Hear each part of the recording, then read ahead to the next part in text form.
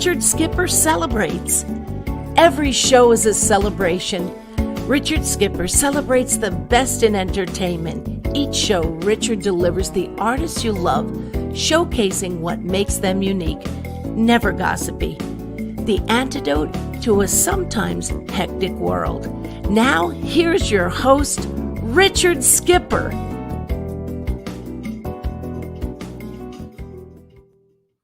Happy Wednesday, everyone, and welcome to the latest edition of Richard Skipper Celebrates.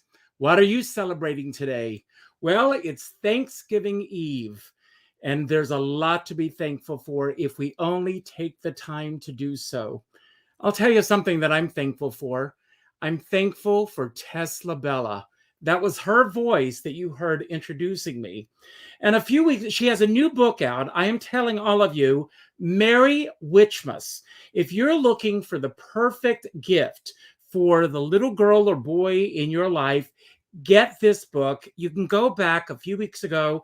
I had her on our show discussing this book. It's Merry Witchmas, and it's all about a little girl who wants to meet Santa. And don't all of us want to meet Santa? But anyway, it's all about celebrating. And tonight we're going to be celebrating Rob Russell, who's right here. And Rob Russell actually went to Tesla Bella's book signing. And according to Tess, and this is her spin on things, and Rob, you can correct me if I'm wrong, you and Tess were talking, and you said to Tess that you would like to do the show. And Tess said, well, reach out. And I said, well, I would love to have Rob on the show. And here we are. So we're going to talk about all things Rob Russell, past, present, future. I'm all about celebrating your body of worth. And there's a lot to celebrate there, Rob. But I want to ask you, in addition to celebrating the fact that tomorrow is Thanksgiving, what else are you celebrating right now in your life? I am celebrating life, my life. I'm so thankful that I'm here because last December 9th, I went in for emergency heart surgery and I died twice during the operation, had a second operation 2 days later. I was on a ventilator in intensive care. I couldn't walk, I couldn't speak, I couldn't swallow, I couldn't eat. But 3 months later, through all the rehabilitation of all the angels, my nurses and doctors, I'm here feeling better than ever. So well, that's what I'm thankful for. Wow. I mean, talk about gratitude, talking about the things that, what were the symptoms that you were experiencing before this happened? Well, I was born with a genetic heart defect that sadly has taken my younger brother. My mother died young from it. My grandfather, his brothers. So it's been running in the family. I've been on medication for many, many years. But hearts are funny, and boy, when they want to give you trouble, they really do. So I woke up in the middle of the night and I didn't feel good. So I said, I think we need to go to the hospital. And at first my doctor said, oh, we're going to clean you up. Everything's going to be, you stay one night, you're going to be good. Well, that's not what happened. But I want to thank all my friends out there. We call them my prayer warriors that really got me through this. So I'm looking forward to a great 2022. Well, I am too. Yeah, David Friedman. Do you know of David Friedman? Yeah. Oh, sure. Yeah. Great guy. A great songwriter. He has a great book out called Help Is on the Way. He's going to be on the show in a few weeks. And he wrote a song called We're Living on Borrowed Time. And I really believe that all of us are living on borrowed time. None of us are promised to tomorrow. I know this may sound like a morbid way to start the show, but it's not. Celebrate each and every single moment. single day. You're absolutely right. And that's what I do now. I wake up in the morning, I'm like, oh, this is another beautiful day. Let's go. You know? Last night I had Patricia Stark on the show. She has this wonderful book out called Confidence. And she said when she gets up in the morning, she puts her first foot on the floor and she says, thank. And she puts her second foot on the floor and she says, you. And that's how she starts every day. I want to go back. I asked for a photograph of you as a little boy. Here you are. And the interesting thing is, I'm going to grab my glass. We're going to toast to each other. You've got your glass. You haven't changed a bit. I'm going to say that. You look exactly the same. Here you are. You are frozen, but I think that'll clear up in just a moment. Hopefully, it's going to clear up in just a moment. But Rob, you may need to close out and come back if it's a bad connection. Sometimes that happens if you are on a Wi-Fi as opposed to Ethernet. So if you are frozen, just close out, come back. I will keep talking until you do that. There he is. You're back. Are you with us, Rob? Okay. I'm here. I can hear you. You're here. I can hear you. Are you on a Wi-Fi or Ethernet? We don't have Ethernet available, so I'm on Wi-Fi. Okay, so this may... I'm in this room, which is right on top of everything, so that might help. Okay, so it may stop and start, so we'll just be patient with that. But what are your recollections of that photograph that I just showed? I always like to go back to the 5-year-old self because the 5-year-old self, I think, is the purest self in a person's life. It's that self before school starts. You are, before peer pressure starts, before teachers start telling you who you should be and who you shouldn't be. Tell us a little bit about the 5-year-old Rob Russell. Well, I loved the life from the moment I can remember. And I was introduced to music by my parents. That photograph was taken next years. And we used to go to Grossinger's all the time. Mm-hmm. And, they have all kinds of music there. And my mother would bring us in to see the trio and the piano player. And we were experiencing. Rob, I'm sorry. I mean, we're getting every other word. If you can close out completely and come back in, okay. That might help. I mean, with the Wi-Fi, it's a bad connection. So okay, I'm sorry. Be right back. Yes, just close out and come back in. Just a moment. Yes, it happens, everyone. So just make sure that nothing else is open, and we'll try again. Okay. Chris, you may have to help with this. Hang on. We're getting a tour of the house, so this is good. Yeah, it's one of our guests from. This is great. This is a much better connection. This was a gift from Phyllis Diller. It's a self-portrait. Wow. Yes. Yeah. So this is one of our guest rooms. Wow. Well. Oh my God! While I'm showing you, this is too funny. Here's our dear friend, Faith Prince as Miss. Oh. I love it. Her and the. Anyway, but I think this is going to work good. I think this is a much better connection wherever you're going. Yeah. Rob, you're moving up in the world. Yeah, moving up. See what happens when you're doing a live show? So anyway, Rob, you were telling us that when you were 5 years old, your family used to go to Grossinger's. That's where that photograph was taken. Yes. Your family also had a love for music, which instilled that in you as well. Yes, absolutely. So I fell in love with music from such a young age. When we did chores as children on Saturday, my mother would play Sinatra, Tony Bennett, Ella Fitzgerald, Sarah Vaughan. And then when she really wanted us to get going, when we were sort of dragging our tush, she would play the Supremes. Oh, wow. And she'd get us all shaking.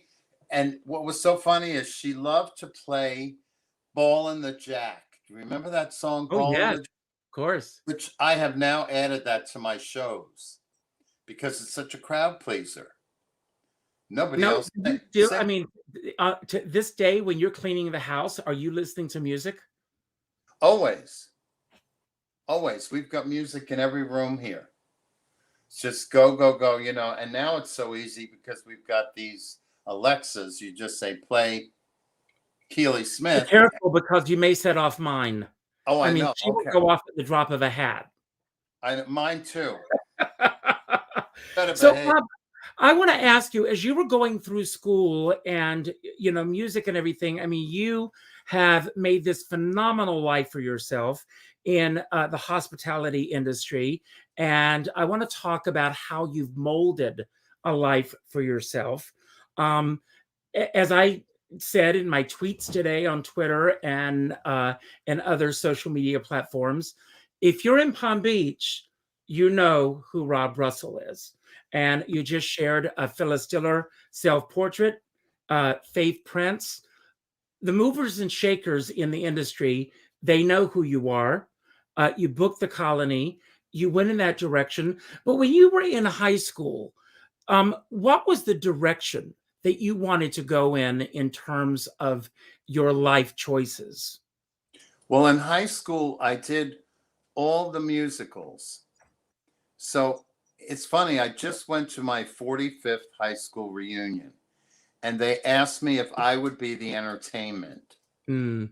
And I said, oh, do you guys really want to see me? You know, they said, please.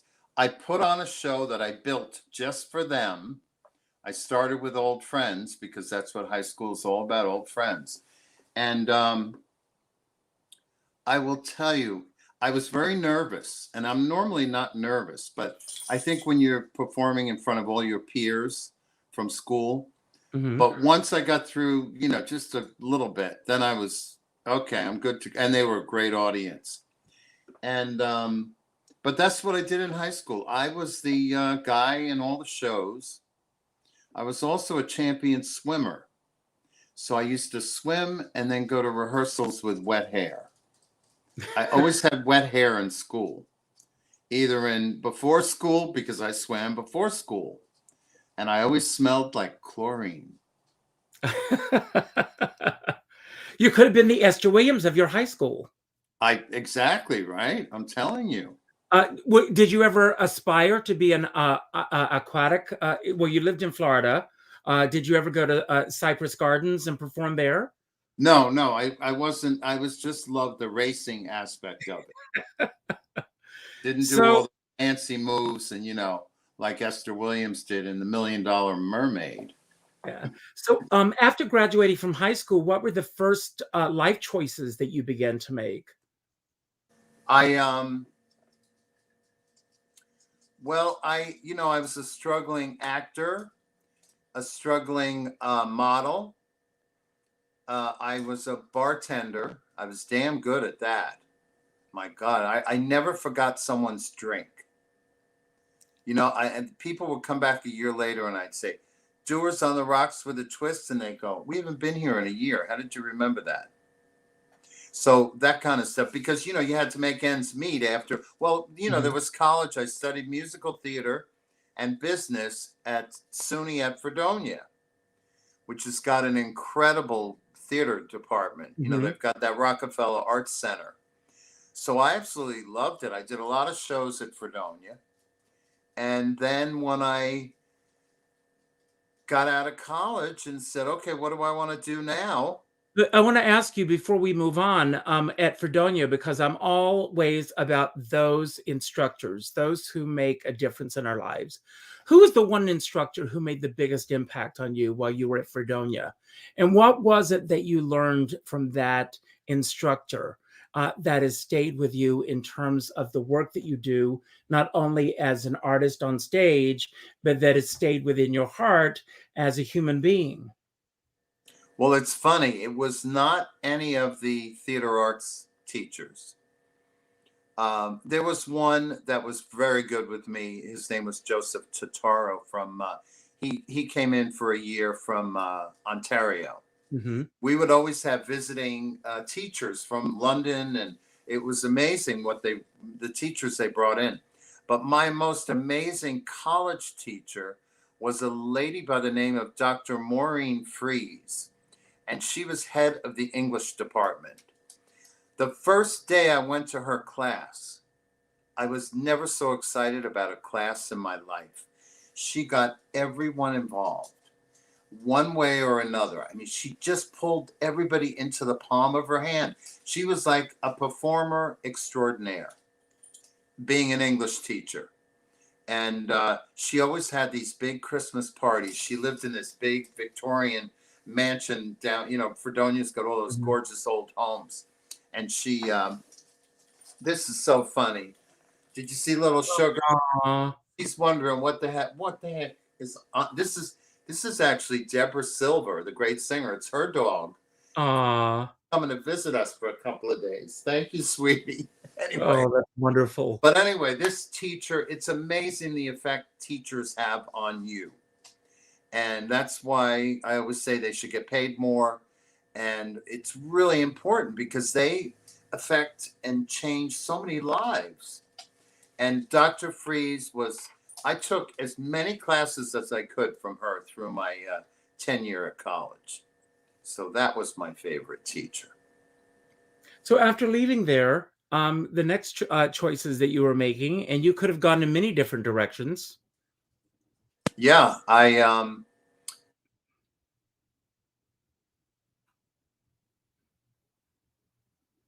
hear me? I can now. When I got out of college, I was I was doing some shows. I was modeling.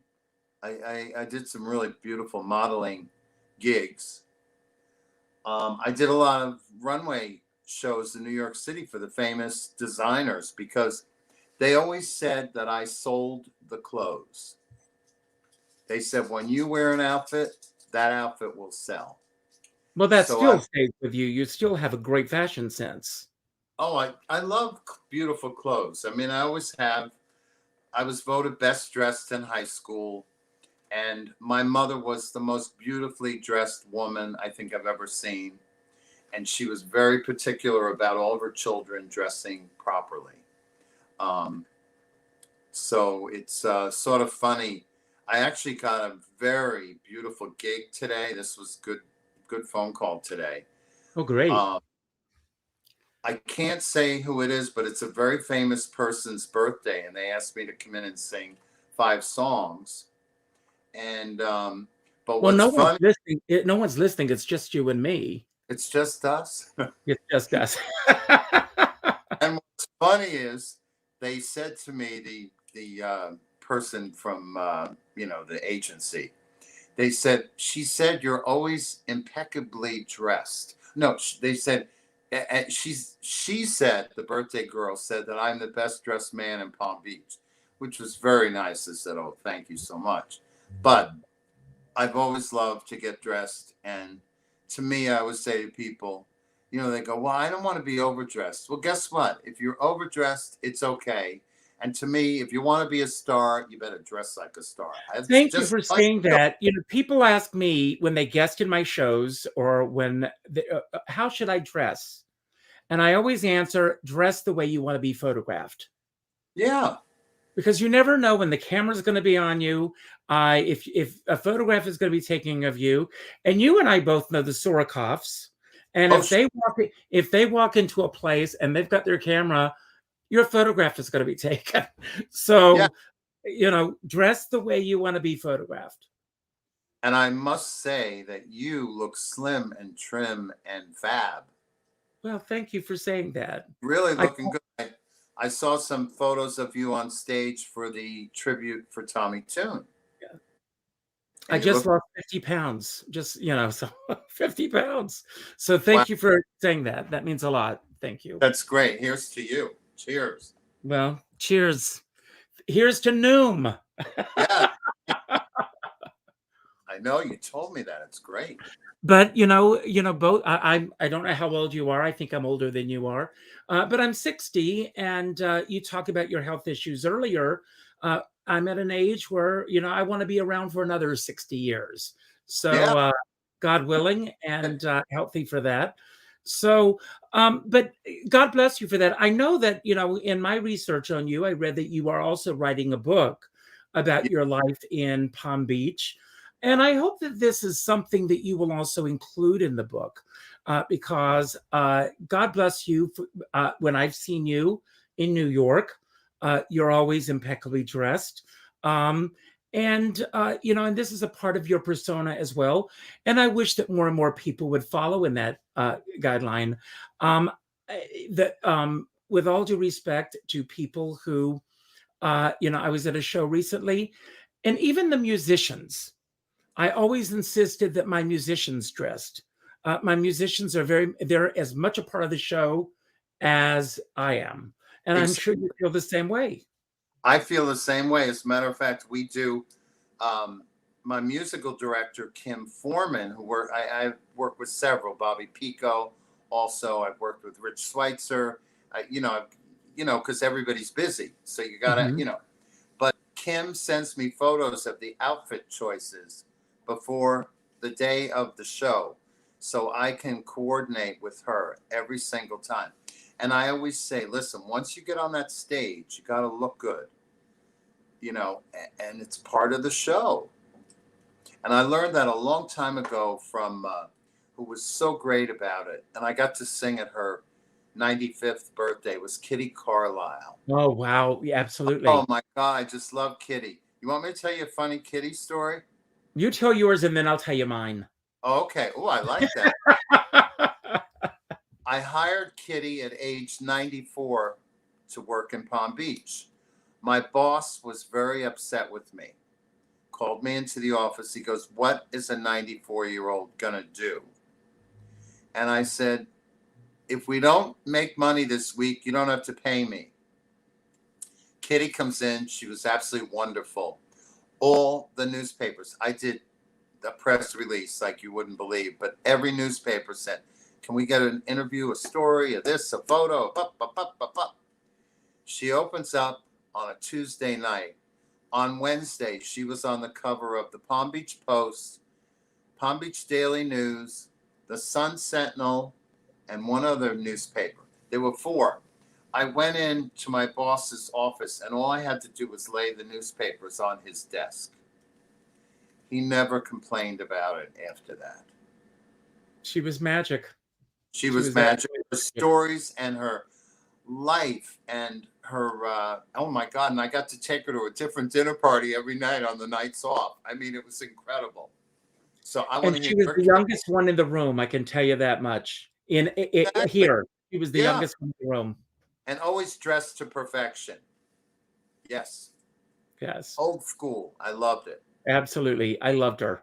I was at a party at KT Sullivan's and you know KT very well. I was at on New Year's Day, and you've been to KT Sullivan's apartment, have you? Yes, of course. Oh, I Well, love when you She's like on walk the in, floor, right? yes, when you, Yeah. I'm sorry? I think it's the 40th floor.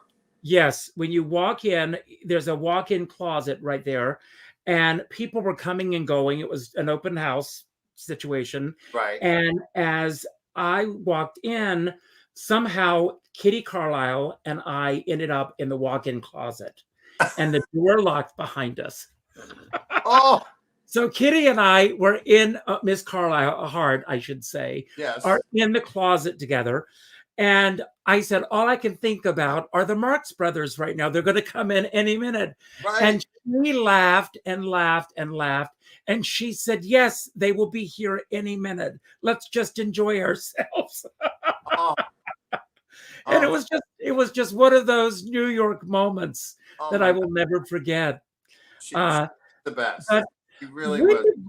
I want to ask you, because you are so connected with so many people, when did you start feeling um, this connection as far as the Palm Beach scene uh, began to happen for you? When You did know, doors start to open for you, Rob? well, I worked at the Governor's Club, and I don't even know if Billy Stritch remembers this, but I hired him to. I always wanted that, cabaret nightclub, fabulous room, and I hired Billy Stritch. I want to say in like 1993, and I brought in a few other people. Um, and it was funny. The Governor's Club said, "Well, we don't really want to go in that musical direction." You know how you hear that? Which Hmm. is terrible. Well, guess where the Governor's Club is today?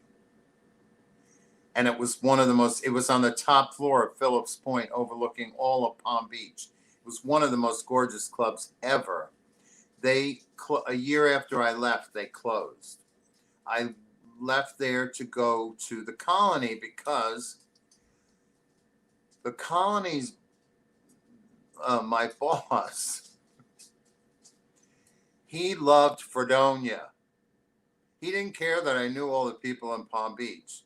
He lived in Buffalo and he loved Fredonia. He said, "Oh, that's the greatest musical theater college."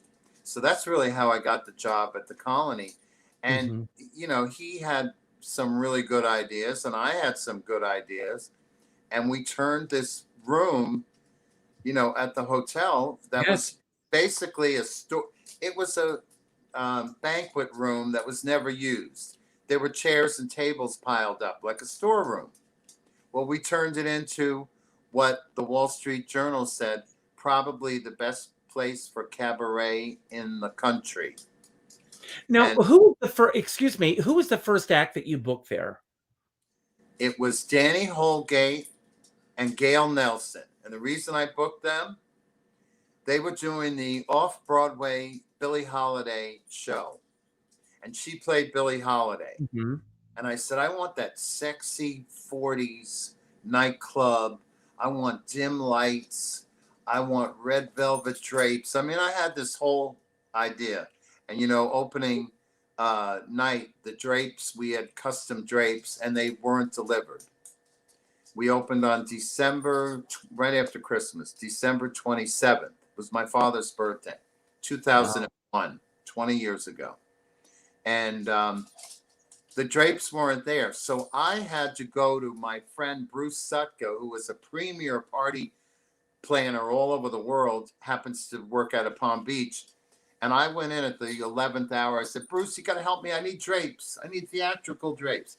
And Bruce always came through and we hand pinned those drapes. Gail Nelson, Danny Holgate worked for Cab Calloway. Played the piano for him quite a Mhm. bit, behind him. You know how they need, when Cab would get up, Danny would be right at that piano. The first night, it was a hit. It was the talk of Palm Beach. Everybody went nuts. The newspapers. If I tell you the stories that we got in those 20 years with Marilyn McCoo and Billy Davis, who I adore, Cheetah Rivera, I adore, Tommy Tune, I adore. Tommy Tune. Oh, and I got to, this is what's amazing, that you don't realize these relationships and friendships that you build, that I built because of working with these people, because they would come in for 2 weeks to do a 2-week run. Mhm. And so I would take them to breakfast, to lunch, we'd go shopping, the grocery store, and you become friends. Like Cheetah and Tommy are like, they're so good to me. Tommy, I'm having it framed. It's going in this room. He did some beautiful artwork for Oh, us. I have some. I have them in storage because I have no room here in my office for them. I mean, Yeah, they are gorgeous works that he's done. a great artist, and it's so fun. I got to have dinner with Chris and I and Cheetah and Tommy and Dick Robinson, our great Mm. friend from Legends Radio, Yes, and we got to watch Marilyn May's show. I mean, how lucky can one get, that's right. right? And As a matter of fact, I'm going to see Marilyn May on Friday night. I'm going to see her on. Would you give her my love? Oh, of course I will. Yeah. And then I'm going next week a couple of times. Everybody wants you to go. And so we just keep going down here in Florida. They love music. And I've been very blessed. Well, I mean, what is the hardest thing that was it an easy sell for you when you first began talking to people about bringing cabaret into this area? And were there opportunities for cabaret prior to you opening up the colony? No, I really worked to make it happen. I was on the phone all day, starting in the morning. Come, come, come. People would say, who the hell is that? I don't even know who they are. I go, listen, Barbara Streisand had to start somewhere. All right. Trust me on this. I was the first one to bring in Ariana Savalas. I gave her first professional gig. Tony Dessert, first professional gig. I introduced Carol J. Bufford to Palm Beach. Oh, wow. Nicholas King, I introduced him to Palm Beach. And then Marilyn May had never really played the Palm Beach area. And I brought her in. And I mean, my God, there's so many other people. I mean, but it's been such a joy for me. And then, like I said, these relationships and the phone calls I get these phone calls and I'm like, oh my God, I can't believe, whoever is calling. It's pretty, like my phone will be sitting on a table. And one time this happened and someone said, Rob, your phone's ringing and it says it's Regis Philbin. And oh my God, let me get it. Yeah. I mean, because I brought Regis in and everybody said, you'll never get Regis Philbin. He's too expensive. I never give up. Never, never, never. How do you sell cabaret to someone who doesn't really get an idea of what cabaret really is? And there are different levels of what cabaret is, as you and I both know. Luckily what happened is I moved forward. I got a reputation for bringing in great talent. So it got easier and easier because then people would say, it's like blind shopping. Like, you're going to get a good product, even if you don't know the person. Mm-hmm. And that's really what happened. It developed. And then as time went on, it got so much easier for me. I didn't have to, make 100 calls to get people to come see, whoever might be appearing and starring in the room. And I got to work, when I think about it, I mean, I got to work. I love Melissa Manchester. I know she was on your show. Yes. And she sang Coming from the Rain, just she and I in a room. I mean, I thought I died and went to heaven, And I told you, Marilyn McCoo and Billy Davis, when I had a heart surgery, they called the hospital. They prayed for me. The nurses were all going. This nurse comes up to me after when I was getting better, and she goes, I spoke to Marilyn McCoo from the Fifth Dimension. How do you know her? I go, I'm in the music world, So I will tell you, it built the most beautiful life for me and my family and my friends, and everybody's been so supportive. It's just been, I wouldn't have it any other way. Well, Rob, let's face it. There are a lot of people in this business who are booking people, who are doing everything. It's a testament to you as a person, beyond the fact that you just book acts. If you were booking acts, and there are a lot of people out there who book acts that don't have the reputation that you have. So what is it? I know, Tess knows, people who know you, but what is it that you bring to the table that separates you from the other people? I think it's because I'm also a performer and I get it. I mean, to get from A to Z, when people go to see a show and you see it on stage, they don't know the work that went into getting it to that point.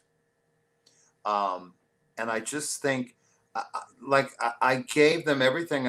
I always give everything I've got, Mm-hmm. whether I'm performing or working behind the scenes. I give it 150%. I never, like I said, I never give up. I was the same way as a competitive swimmer. Everything I've done in my life, I just give as much as I've got. And I just admire the performers so much because without them, we've got nothing. So There's something that I think you and I have in common, and that is I love being on stage. I love being in front of an audience, but I love being in the audience. I mean, the other night we went to see Frida Payne, and oh my, I love her. I just love her, and just sitting in the audience and watching the mastery, seeing Karen Mason the other night, Oh, and Karen's seeing great. a master class of of perfection, and it's years of getting to that point.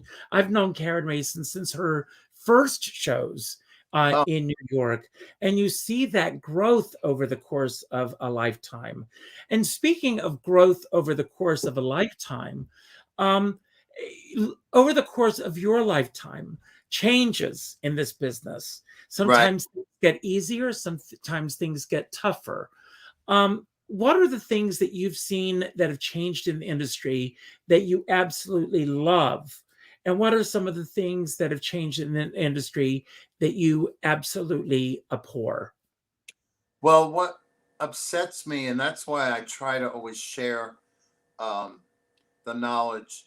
The people like Frank Sinatra. I notice the kids don't know who he is, and that makes me sad. The only reason they know Judy Garland is because of The Wizard of Oz. That's right. But there's so many, so I always want to share um, the history. I love history because without the history, we wouldn't be here.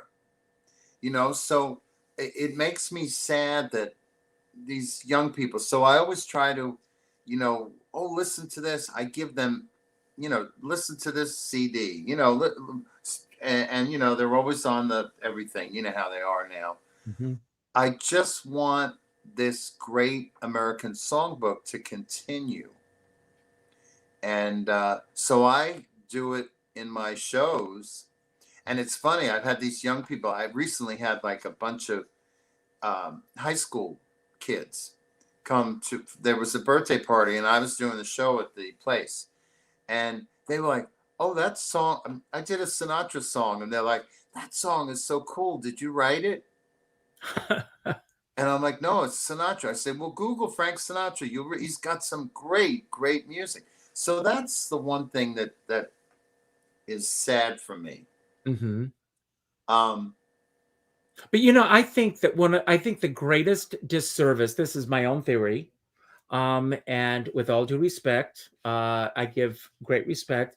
I think the greatest disservice to the entertainment industry was MTV, because MTV only played to a niche audience, yeah, and an entire generation grew up not listening. I mean, you and I, you talked about what your mom did with you, cleaning the house on a Saturday, yeah, and listening to all this different Same thing with us. Casey Kasem on a Saturday and hearing all the top 40 songs. And it was not just one genre. You heard country music and you heard Broadway, you heard everything on the radio, and you yeah. heard it across all platforms. And it's a shame that kids have grown up not hearing everything, and programming on certain networks is geared to a specific demographic, and they're not getting the bigger picture. So, I totally agree with you on that. My parents took us to many openings. As a matter of fact, Broadway shows. You'll appreciate this. I think I saw almost every Dolly in Hello Dolly. Mm. Of course, your girl Carol Channing, and then I remember I saw Betty Grable. Wow. I saw Ethel Merman do it.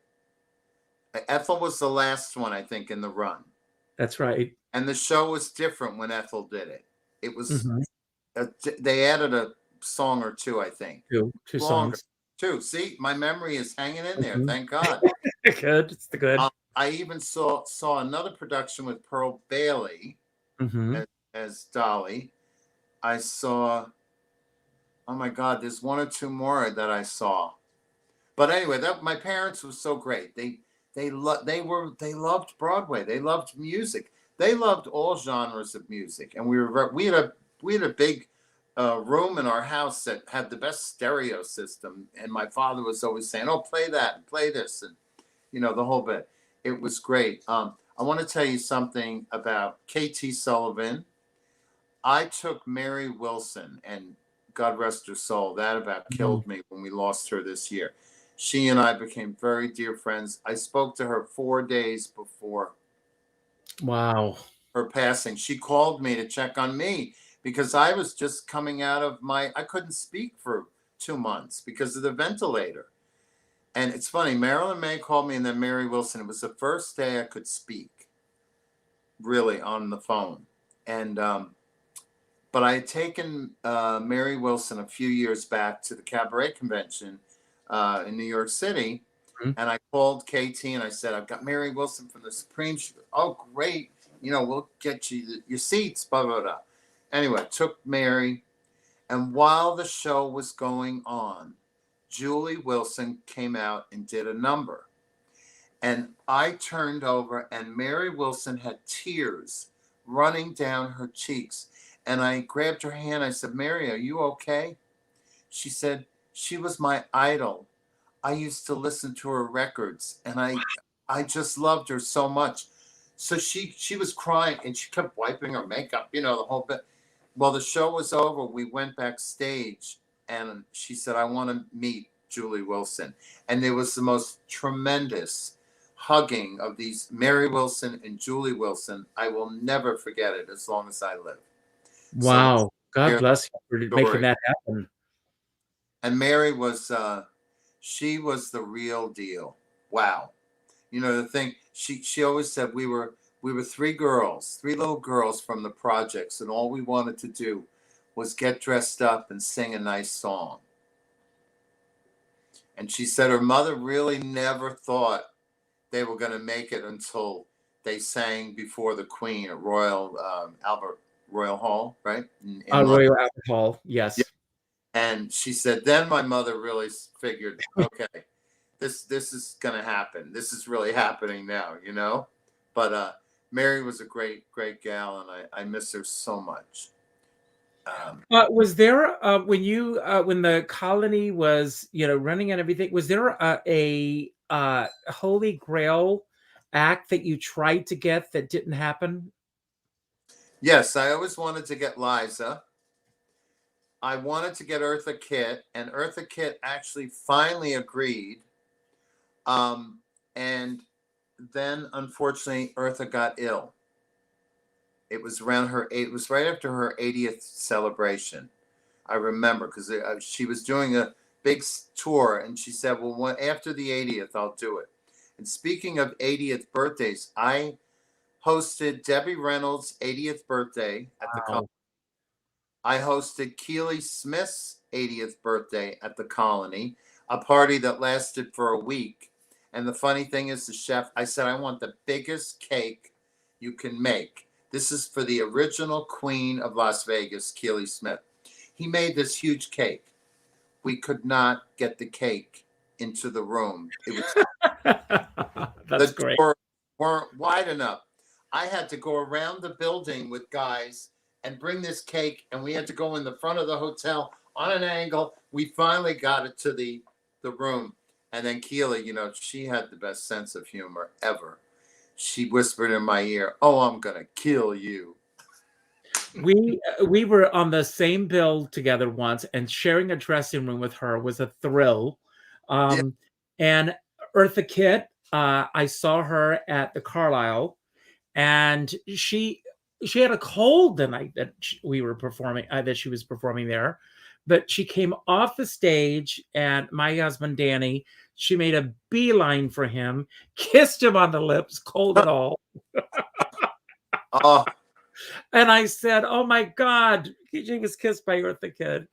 And Debbie Reynolds, I interviewed her just before her last auction, and it was truly one of the saddest interviews that I've ever conducted. She promised me that she would do the interview, and I said we can do another time, but Right. she said no. I promised you, and we'll do it. But it was very sad because she was never able to make her dream come true of finding that museum to house all of her costumes, and which was Oh, very sad because you talked earlier about having that reverence for those that have gone before us. She had that reverence, and no one else shared that reverence that she had, and it's a shame. she did. There was a sadness in her, even for her 80th. There was just a sadness, and I hate to see that with anybody, you know. Mhm. But I was so glad to meet her, and she was very nice to me, and she was very grateful. And the performer was Marilyn May. Isn't that Mm. funny?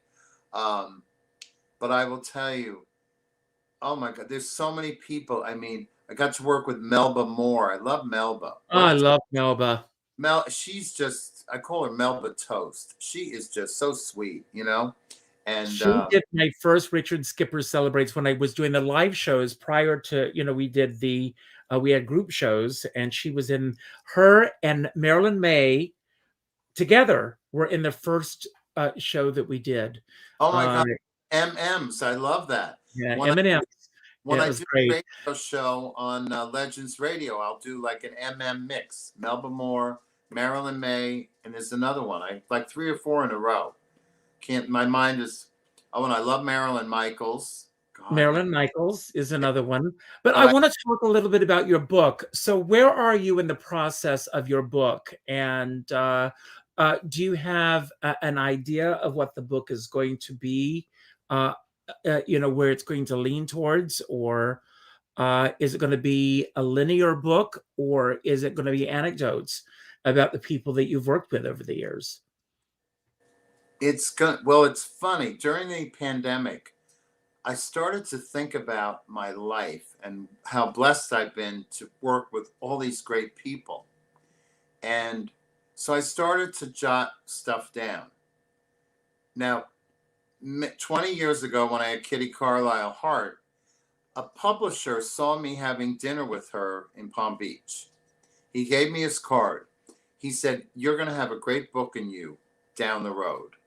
He said, "What I want you to do is write the name on the envelope, Kitty Carlisle, and just jot some things in and put it in that envelope and put it in your nightstand." Well, during the pandemic, I looked in the nightstand and there were over 100 envelopes. Hmm. And I said, "You know what? I think I should write a book." And so I just started. And the more I wrote, the more that came here to my brain. Like, and looking and remembering and taking Tony Danza to the polo match and him, um, and the crazy fun stories I've had with the Callaways. I mean, I adore Ann Hampton Callaway and Liz Callaway. I just listened to her arrangement of Grateful just before going live with you tonight, Liz Callaway. Uh-huh. Just amazing.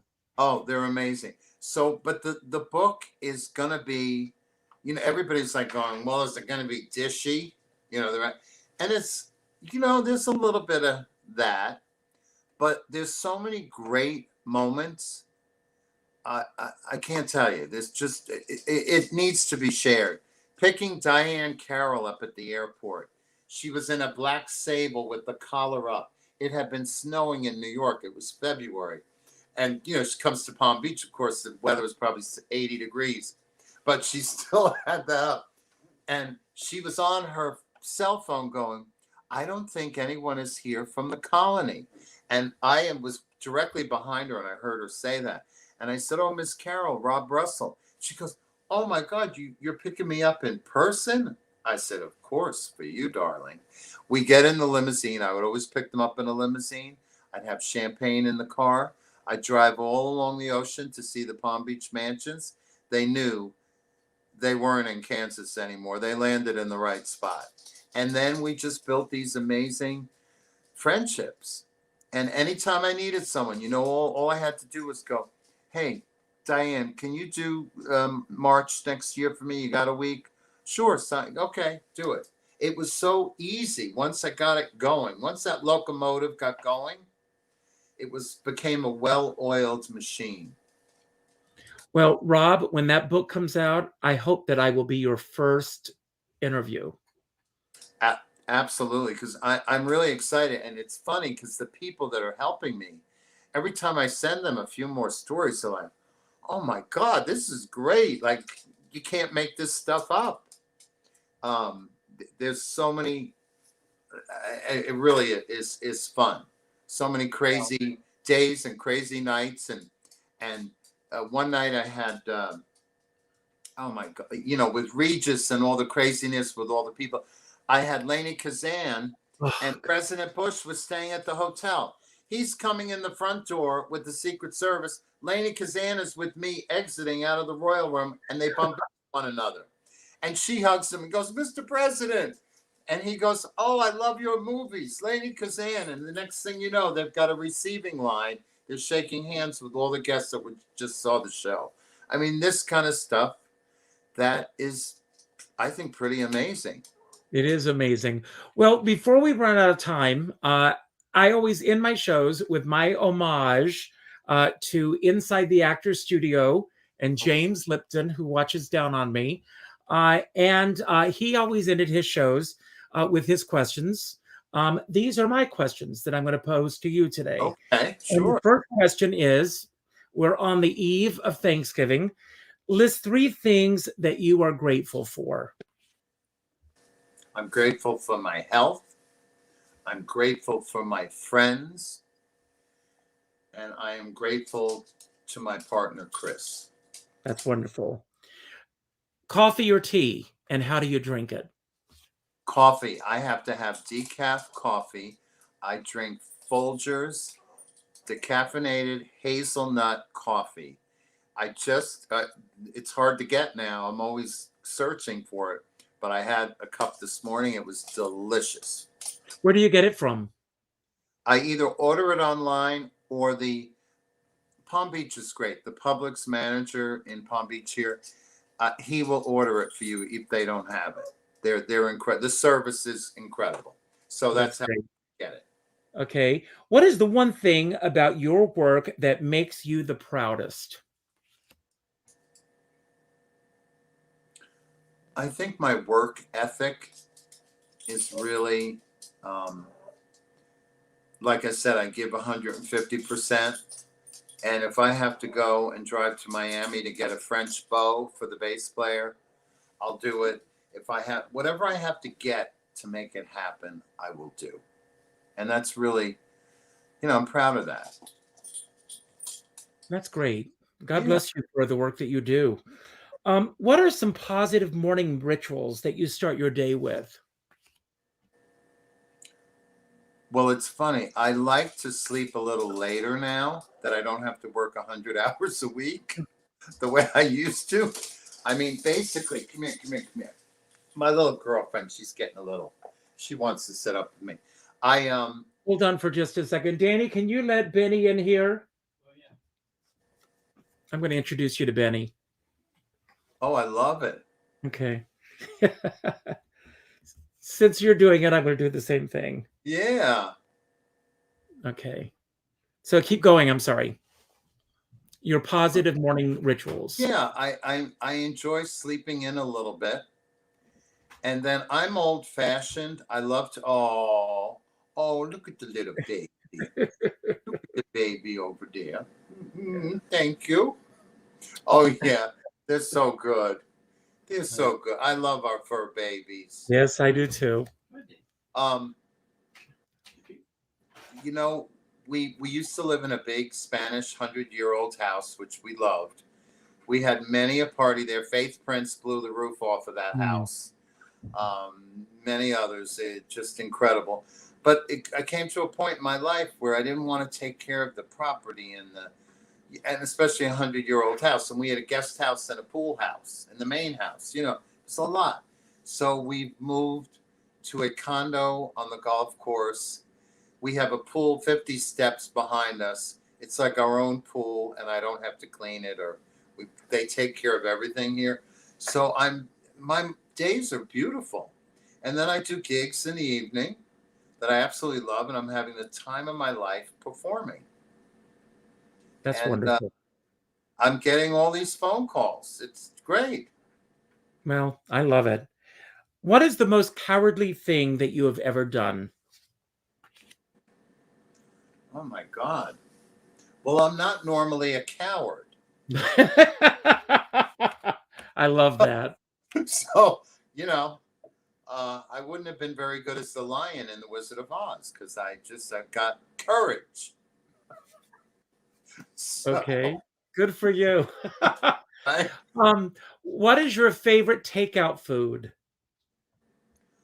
I really like Chinese, and because I really like the soups. And then if I'm not worried about my weight, I like the dumplings. You know the Oh, you oh me too. Me yeah, too. but I I do haven't had like. any in a while, but I love them. I know, me either. Like when I know I have a show next week and I got to squeeze into that skinny soup, there's no carbs. I mean, I have to be careful. I had a Mhm. Halloween costume. I actually wore a Halloween costume from The Boy from Oz. Someone got it for me and I rented it. Well, I had to lose over 10 pounds to get into it. And I did. Right up till the day I didn't know if it was going to work, but it did. Good for you. Do you have pictures? I do. Oh, I'll send me a picture. Send it to yeah, me. I'd love to see it. yeah. List three things that bring you happiness throughout your day. Sunshine. We have the weather is just glorious here. Thank God for 8 months of the year. It's just perfect. So sunshine brings me. My friends bring me happiness. I'm so lucky. I get so many nice phone calls. Um, I have a bunch of BFFs. That I just love. My friend Claire, who helps me with everything. She's amazing. There's so many. My Kenny, who's been my friend for 40 plus years. My buddy up in New York, Billy, who's been my friend for 50 years. You know, these people, Michelle, Roseanne, I mean, I could go on and on. I still speak to my friends from third grade like every week. That's wonderful. God So bless you for I'm that. really blessed. It's my friends that bring me so much joy. And then we babysit our friends' fur babies. And That's so, great. Well, this is, I've just mentioned some of those people. As I mentioned earlier, yesterday I had Patricia Stark on the show, and in her book, Confidence, she talks about surrounding yourself with team builders.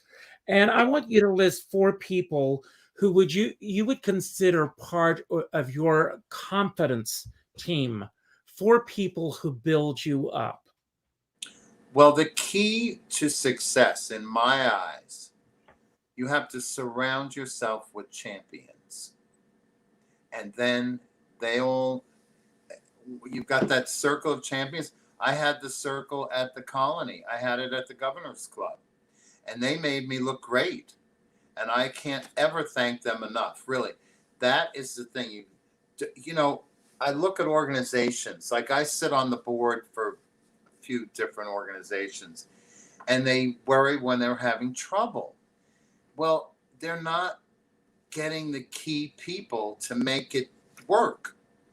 And I just see it too often that, but I was blessed. I mean, I had most of my people that worked with me, some of them were with me for 25 years, Hmm. so, and I know their kids and their families and their mothers and their brothers and everybody, to me, that's great. I had Natasha was my assistant at the Governor's Club. I brought her to the Colony. When we became her healthcare surrogate, she developed breast cancer, and Oh, we sorry. took care of her, and it was very, very sad. And we took care of her, and Chris was amazing. He was with her through everything because I was working so much, but we took care of her. But when she passed away, I did a Mm. memorial at the Colony. Karen Mason sang for me. She came in and sang. Wow. Wow. You Wow. know, I'll never forget that of Karen. That was so great and gracious of her to do that, because I wanted someone really good. Because to me, Karen Mason, when she performs, there's this, there is something that's so special in the way she projects herself and the lyric. It's great. You know, there's, she's really special. So I'll never forget that. So Karen, if you're listening, honey, I love Karen, and I will say this: I put her up there with Judy Garland and Barbara Streisand and Lena Horne, because when she hits the room, she owns it. yeah, Yes, I absolutely love her.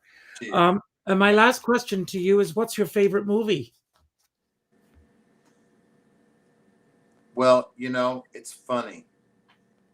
They were both filmed in the same year, and it was 1939, and it was Gone with the Wind and The Wizard of Oz. Mine too. Isn't that funny? Yeah, you know, I tell you, we're soulmates, Rob. I'm telling you, You you're know, stuck and now this is for the life. first time that you and I have sat down and talked. No. Tess, thanks for this. You Oh, are welcome on this oh, show anytime. I have had the best time tonight. This is I'm going to Connecticut tomorrow to my husband's cousins for Thanksgiving. So I'm nice. not going to be cooking tonight, which is a rarity. Excuse me. But I want to thank everybody that chose to spend an hour with Rob Russell and me tonight. Rob and I both know in this business, when people take the time to spend an hour or more with us, we Yeah. don't take it for granted. So the fact that you chose to spend an hour with us tonight, thank you. If this is your first time at Richard Skipper Celebrates, on my YouTube channel, there's a banner. It says Richard Skipper Celebrates, and there's a little button. It says Join the Celebration. Please click on that button and check out the other people that I've celebrated on this show. Because they're wonderful. They're wonderful. Well, thank you. My goal is to celebrate artists and their body of worth, as I've done tonight with Rob. Check them out. Check out the hopefully 350 plus others that are coming along. On Sunday afternoon, I'm going to be celebrating Jordi Caballero, who is the choreographer of this incredible new film that I've seen called Tango Shalom. And I recommend that everybody, if you're looking for a great film to watch this weekend, go and watch that film. It's incredible. Leave a comment on this show and let us know what your thoughts are on anything that Rob and I talked about tonight. Share this with your friends. Let them know about this show. And I also end every show by telling everyone to go out and do something nice for somebody else without expecting anything in return. Go to your Facebook friends list and go to the sixth name that pops up. And then what I want you to do, and in celebration of Tess LaBella, who made this show happen tonight, I want you to go to Amazon.com and I want you to order 2 copies of Merry Witchmas. I want you to keep 1 copy for yourself, and I want you to send 1 copy to the 6th friend on your Facebook friends list. It would be a nice Christmas gift, and they can send it to the child in their life. And then I want you to pick up the phone, and I want you to reach out with a phone call. Not an email message, not a text message, not a private inbox message, but a phone call. And let that person know what they mean to you. As my dear friend, our dear friend David Friedman says, we're all in this together, but we're not in the same boat. And you never know what someone else is going through right now. But I always say, if you're going to go out in a boat, make sure that you bring a skipper along. Now, Rob, I'm going to leave the screen and I'm going to give you the final word. Anything that you want to say to anyone about anything that we talked about tonight that you want to build upon? Anything that we didn't talk about that you wish we had? Or just any message that you want to put out to anyone who's watching right now? Don't worry about how to end the show, because as soon as you say good night, I will end the show. I thank you for the gifts that you've given to the world and that you're going to continue to give to the world. There's a reason why you didn't check out last year. We need you. So thank you for being here. Thanks for doing this show. Happy Thanksgiving. And I, for one, am grateful that you're in our lives. Thank you. Thank you. Oh, well, I want to just say happy Thanksgiving to everyone. And here's for a kinder, more beautiful 2022. Let's all come together and just enjoy life. I enjoy life every day. What do you think, Sugar? Anyway, until next time, happy Thanksgiving, happy holidays, and good night.